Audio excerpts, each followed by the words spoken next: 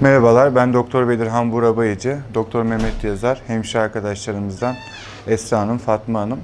Aziz Bey 62 yaşında, kalp kapakçıklarından aort kapağında ileri derecede kireçlenme ve darlık vardı. Siverek Devlet Hastanesi kardiyoloji uzmanlarından Doktor Cuma Bey bunu tespit edince ameliyat açısından beraber değerlendirmeye aldık hastayı. Hastanın yaşı ve kapak yapısı itibariyle Ozaki prosedürü denilen kalbin kendi zarından hastaya özel kapak yapma işlemine uygun olduğunu değerlendirdik. Bu ameliyat sayesinde hastaya mekanik ya da biyoprotez bir kapak takılmayacak. Sadece kendi kalp zarından yaptığımız, kendi vücudundan bir parçayla yaptığımız kalp kapağı sayesinde ömür boyu kan sulandırıcı kullanmak zorunda kalmayacaktı.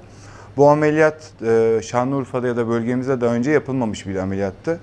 Bu sebeple bölgede ve ilimizde ilk defa yapılmış oldu. Ameliyat sırasında Aziz Bey'in kalp zarından yaptığımız yeni kapak kontrollerimizde tamamen normal çalışıldığı görüldü. Kapakta herhangi bir darlık, yetmezlik tespit edilmedi. Kendi eski kapağı gibi kendi vücudundan bir parça olarak şu anda çalışmakta. Hastamız ameliyattan sonra bir gün yoğun bakımda kaldı. Ondan sonra servis takiplerini yapmaktayız.